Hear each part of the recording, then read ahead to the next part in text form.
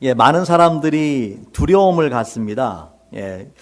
두려움의 종류도 참 많은데, 미국 사람들이 뭘 가장 두려워하나 이렇게 조사를 해보니까, 첫 번째 두려워했던 게 뭐냐면요, 퍼블릭 스피킹이래요. 많은 사람들 앞에 나가서 이야기하기를 두려워한다.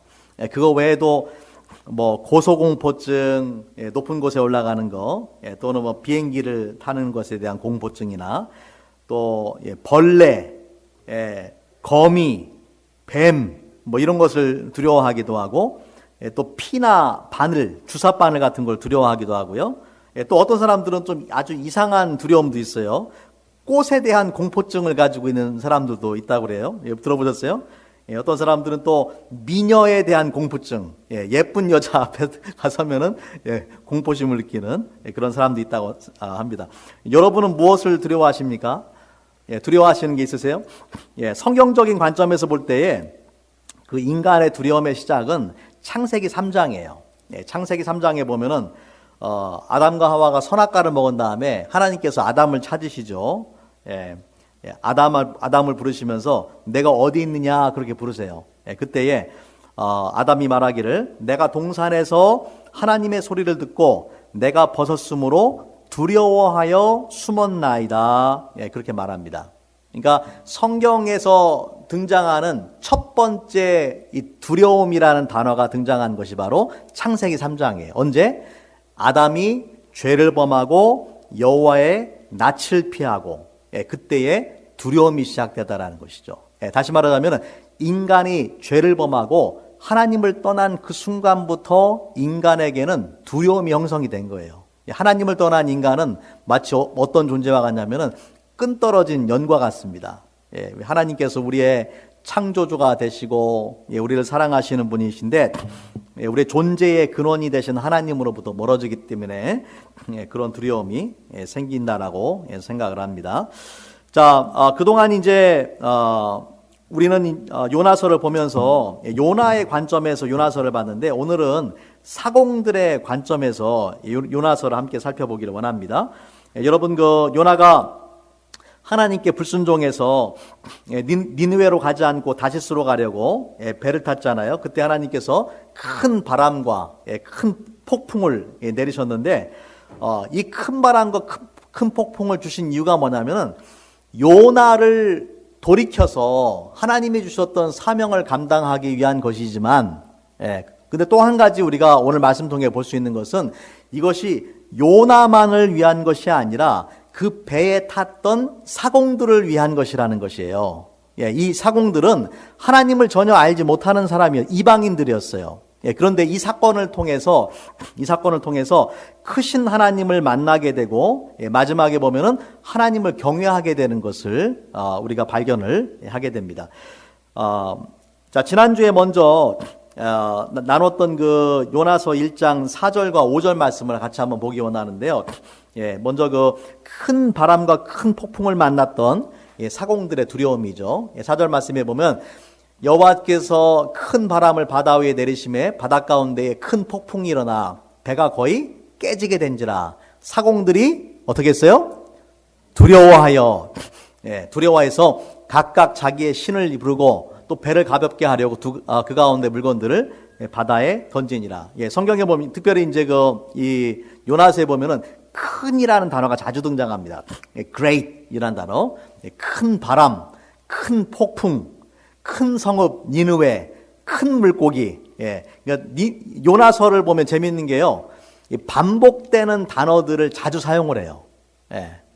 자, 그런데 이 큰 바람과 큰 폭풍 앞에서 사공들이 두려움에 사로잡혔어요. 그러니까 뱃사람임에도 불구하고 두려워할 정도로 그런 큰 바람과 큰 폭풍이었다라는 것이죠. 여러분, 이 사공들이 두려워한 것이 뭐겠습니까? 큰 바람과 큰 폭풍이지만 실제적으로는 결국에는 뭘 두려워한 거냐면은 죽음을 두려워한 거예요. 죽음을. 이 큰 바람과 큰 폭풍으로 인해서 자신들이 죽지 않을까 했던 것을 두려워했던 것이죠. 여러분, 모든 사람들이 두려워하는 것은 죽음이에요. 뭐 사람이 뭐 세상에 어떤 지위나 권력이 있다고 해서 죽음을 피할 수 있는 게 아니죠. 또 세상에 많은 재산을 모았다고 해서, 돈이 있다고 해서 죽음을 피할 수도 있는 것은 아닙니다. 모든 사람들이 죽음을 피할 수 없고 또 죽음을 두려워해요. 또 어떤 사람들은 언젠가는 모두가 죽는다라는 사실을 외면하면서 살려고 해요. 죽음 자체가 두려우니까 그 생각 자체를 안 하려고 하는 사람들도 있어요. 하지만 그렇다고 해서 죽음 자체를 피할 수 있는 것은 아니죠. 자, 오늘 말씀 속에 나오는 사공들이 이런 죽음에 대한 두려움을 어떻게 피하려고 했는가? 말씀의 그 5절을 보면 나오는데 두 가지의 노력을 하죠. 첫 번째는 뭐냐면은 이 종교적인 노력. 그리고 두 번째는 인간적인 노력을 합니다. 종교적인 노력이 뭐예요? 각각 자기의 신을 불렀다라는 거예요. 자기가 믿는 신, 뭐 부처님이 되었던, 알라가 되었던, 용왕이 되었던, 포세이돈이 되었던, 누가 되었든지 간에 자기가 믿는 신들을 불렀다. 종교적인 노력으로 이 죽음의 문제를 해결하고 죽음의 공포로부터 벗어나기 위한 것이죠. 오늘날도 많은 사람들이 이 죽음에 대한 두려움 때문에 이 종교를 찾는 사람들이 많습니다. 각각의 종교들이 서로 다른 그런 그 해답을 제시를 하죠. 자, 두 번째 이들이 했던 노력은 뭐냐면요, 배를 가볍게 하려고 그 가운데 있는 물건들을 다 바다에 던졌어요. 다시 말하자면 인간적으로 자신들이 할 수 있는 최대한의 노력을 한 거예요. 자기들의 경험을 살려서 배를 가볍게 하려고 이제 짐을 다 버린 것이죠. 오늘날도 죽음의 위기 앞에서 많은 사람들이 이 지푸라기라도 잡는 심정으로 뭔가를 해보려고 하잖아요. 뭐든지 하려고 하잖아요. 하지만 뭐든지 하려고 한다고 해서 이 죽음 자체를 피할 수도 없고 죽음의 두려움에서 벗어날 수는 없습니다. 역사 속에서 많은 권력을 가지고 있었던 그런 사람들도 죽음을 두려워했지만은 죽음을 피할 수가 없었어요. 대표적인 사람 중에 하나가 진시황제입니다. 진시황제는 중국 최초의 통일 왕국을 이뤘던 사람이고, 중국의 이 그 만리장성을 쌓았던 사람이 진시황제예요. 이 진시황제가 죽음을 두려워해서 죽음으로부터 벗어나려고 불로초를, 늙지 않는 불로초를 구하려고 그 신하 서불이라는 사람을 불러서 이제 파송을 한 거예요. 그래서 서불이 진시황의 명을 받아서 기원전 219년에서 210년 사이에 두 번에 걸쳐서 불로초를 구하기 위한 그런 여행을 떠납니다. 역사의 기록에 보면은 60척의 배와 5,000명의 일행, 3,000여 명의 동남 동녀들이 같이 이 여행에 참여했다라고 그렇게 이야기를 합니다. 하지만 찾았을까요? 불로초를 찾았어요? 찾지 못하고 결국에 진시황제가 죽는데 몇 세에 죽었냐? 49살에 죽었어요. 그렇게 오래 살려고 발버둥 쳤는데도 오래 살지 못하고 49살에 죽게 됩니다. 또 이 구소련의 스탈린, 조셉 스탈린은 이 죽는 것을 너무나 두려워해서 모스크바에 있는 자기의 집에 침실만 8개가 있었어요. 그런데 어느 방에 들어갈지를 아무도 몰라요. 그날 그냥 랜덤하게 자기가 원하는 대로 돌려가면서 순서를 정하지 않고 들어가 자는 거예요. 왜 그렇게 했을까요? 누가 언제 와서 자기를 암살할지 모른다라는 그런 두려움, 죽음에 대한 두려움이 있었기 때문에 아무도 모르게 밤마다 8개의 방을 이렇게 다른 방에서 돌아가면서 그렇게 잠을 청했다고 합니다. 그런다고 해서 스탈린이 죽음을 피할 수 있는 것은 아니죠. 스탈린은 물론 이제 좀 더 오래 살긴 했지만 74세에 죽었는데 뭐 뇌출혈, 뇌경색이라고도 말하고 어떤 사람들은 독사를 당했다라고 그렇게 말하는 사람도 있어요. 포인트는 뭐냐면 아무리 세상의 권력자라 할지라도 또 인간적인 노력으로 죽음을 피하려고 한다 할지라도 피할 수 있는 사람은 아무도 없다. 오늘 말씀 속에 보면은 이 선원들이 그렇게 노력을 했지만 결국에 이 큰 파도와 그 풍랑을 잠재울 수가 없었습니다. 오히려 그것이 점점 더 세지는 거예요. 그때에 이제 요나를 찾아서, 선장이 요나를 찾아서, 자, 말씀의 7절 말씀으로 가보겠습니다. 그들이 서로 이르되 우리가 제비를 뽑아서 이 재앙이 누구로 말미암아 우리에게 임하였나 알아보자 하고 제비를 뽑으니 그 제비가 요나에게 뽑힌지라. 여러분 구약 시대에는 제비를 뽑는 것이 어떤 그 선택을 할 때에 가장 일반적으로 사용되는 방법 중에 하나였어요. 그 아간이 죄를 범했을 때도 제비를 뽑아서 찾습니다. 그죠? 사울을 왕으로 삼을 때도 제비를 뽑아서 찾았어요.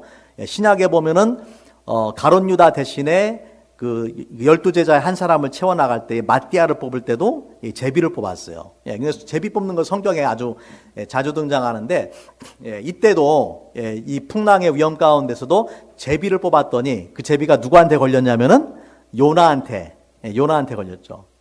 자, 8절에 보면은 이제 선원들의 질문 공세가 막 시작되는 거예요. 무리가 그에게 이르되 청하건대 이 재앙이 누구 때문에 우리에게 임하였는가 말하라. 내 생업이 무엇이고 어디서 왔고 내 나라가 어디고 민족이 어떤 민족이냐. 지금 너무나 궁금한 거예요.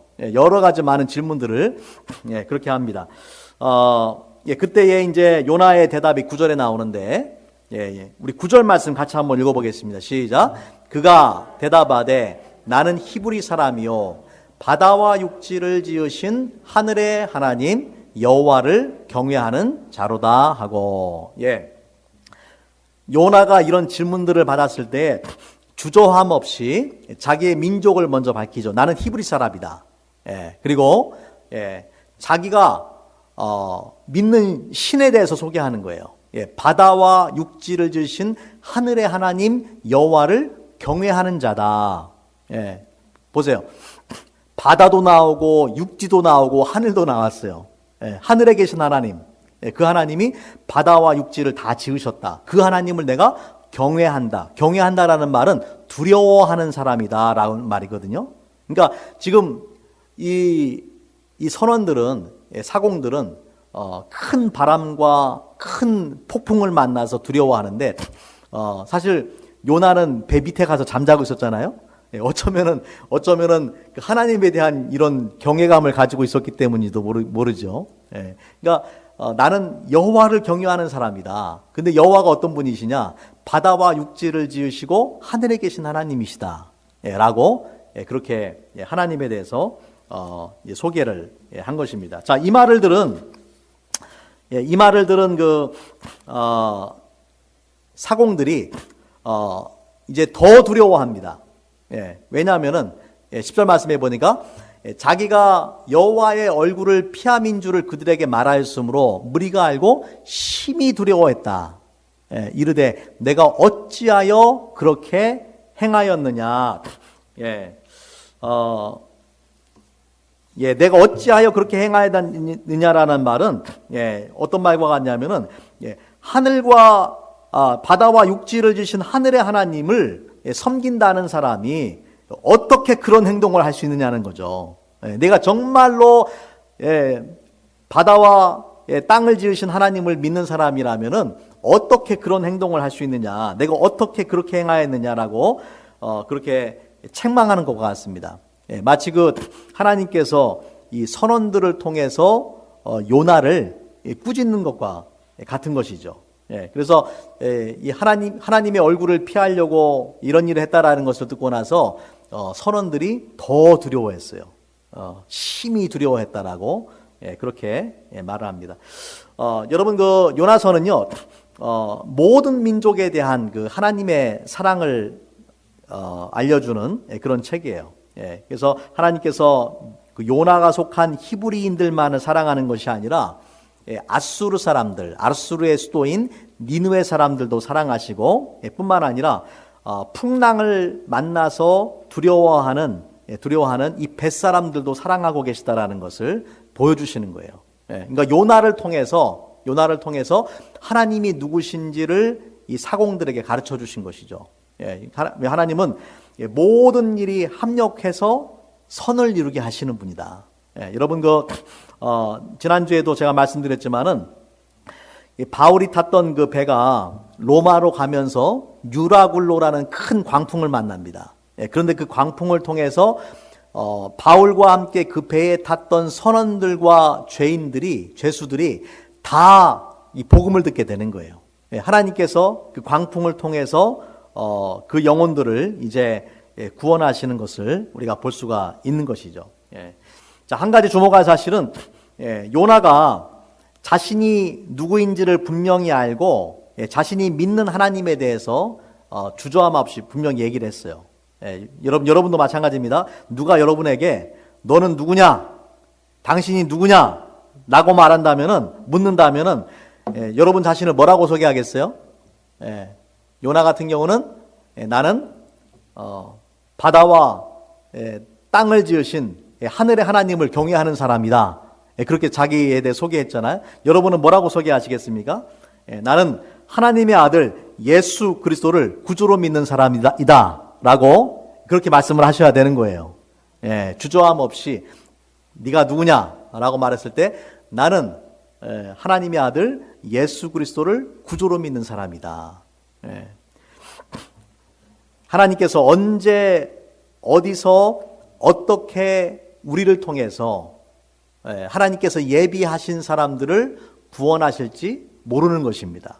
지금 요나가 처해 있는 위기의 상황이지만은 하나님께서는 이 위기의 상황을 요나를 돌이키는 방법으로만 사용하신 게 아니라 그 배에 있었던 하나님을 전혀 알지 못하고 이방신들을 섬겼던 그 사람들을 구원하시는 그 방법으로 사용을 하신다라는 것이죠.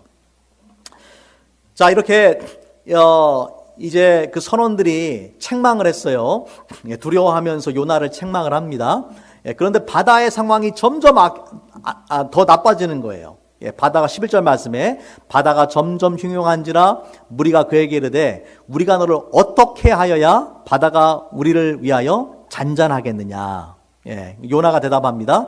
나를 들어서 바다에 던지라. 그리하면 바다가 너희를 위하여 잔잔하리라. 너희가 이 큰 폭풍을 만난 것이 나 때문인 줄 내가 아노라 하니라. 그래도 요나가 책임을 회피하는 비겁한 사람은 아니었어요. 그죠?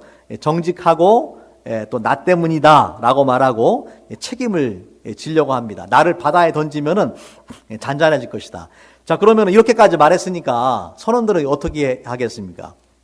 여러분이 선원이라면 어떻게 하겠어요?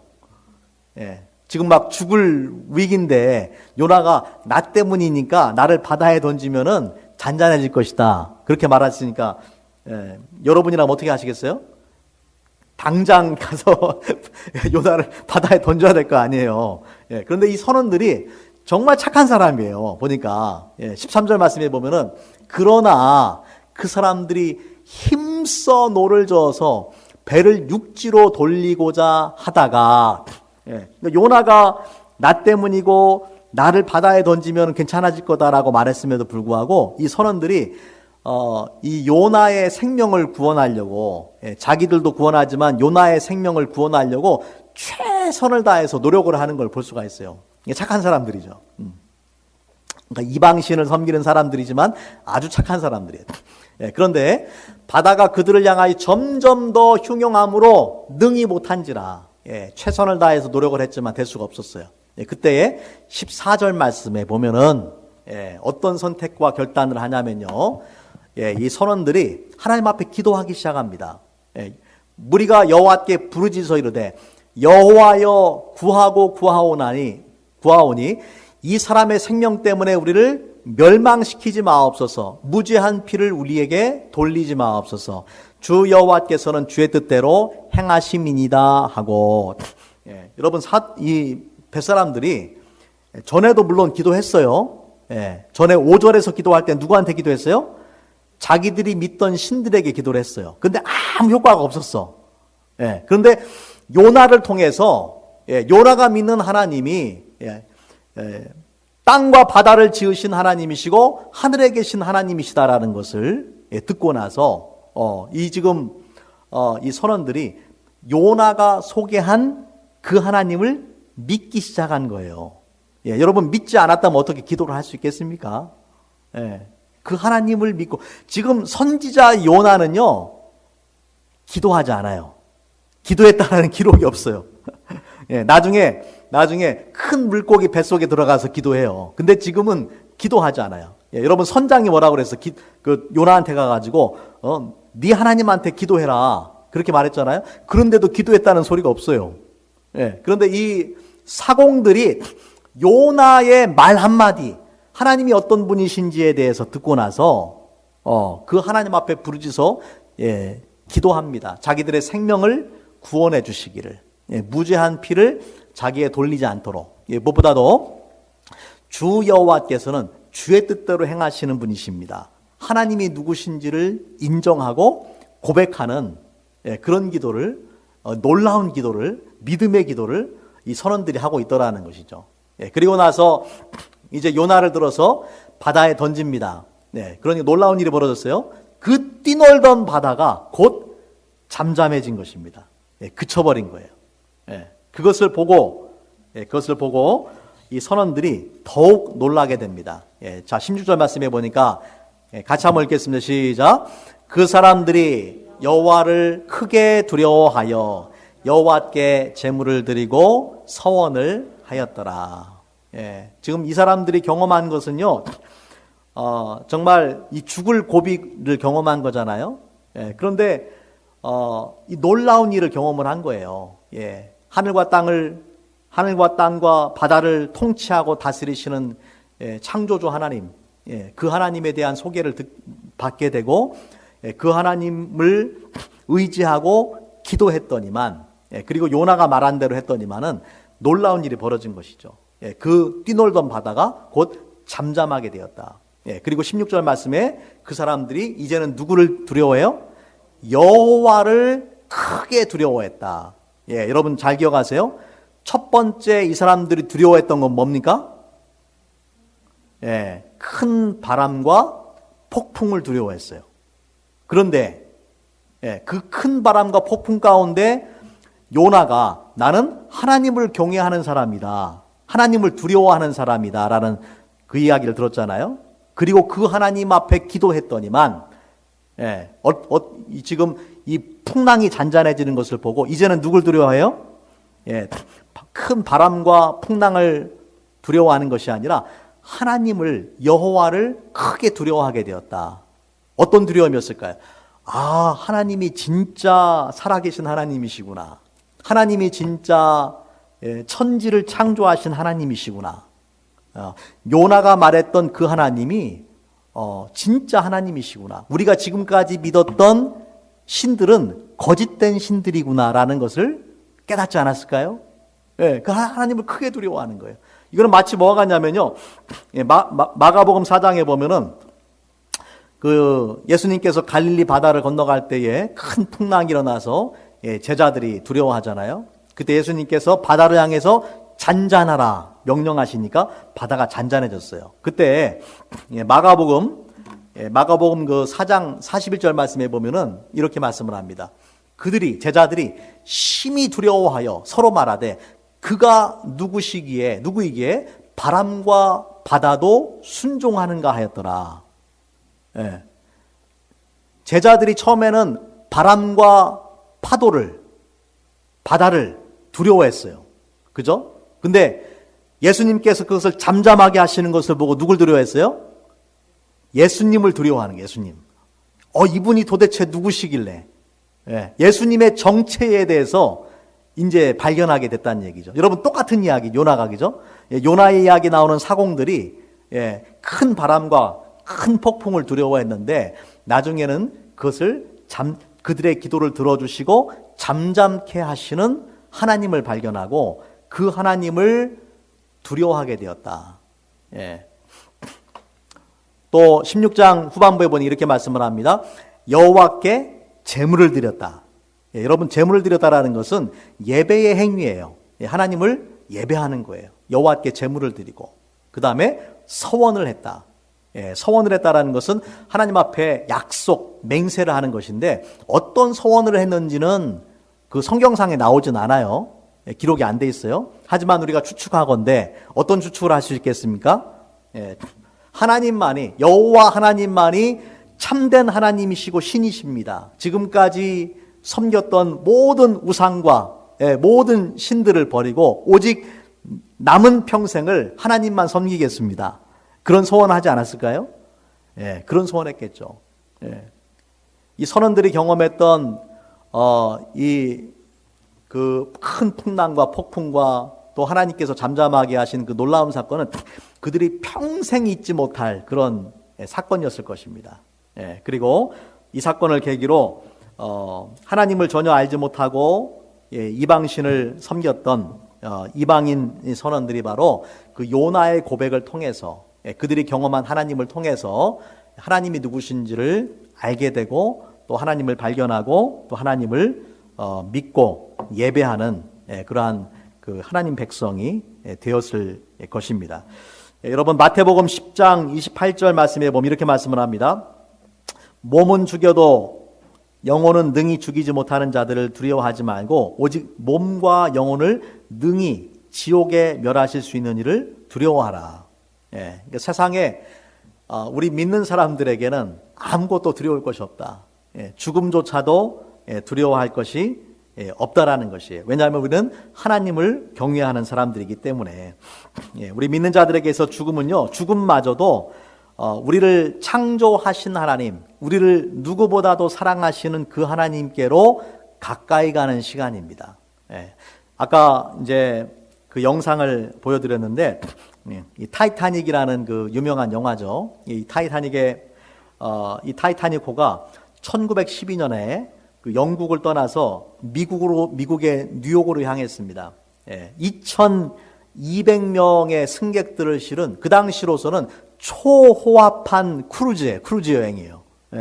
그런데 그 배가 3일 만에 이 거대한 빙하와 충돌을 하게 되고 그 결과로 1,517명의 사망자가 났어요. 거의 승객 중에서 4분의 3에 해당하는 사람들이 다 죽게 되는 그런 비극적인 일이 벌어지게 되는 것이죠. 이 배가 큰 빙하와 충돌하고 배가 가라앉을 때에 여러 사람들의 그 반응을 그 영화 속에서 볼 수가 있어요.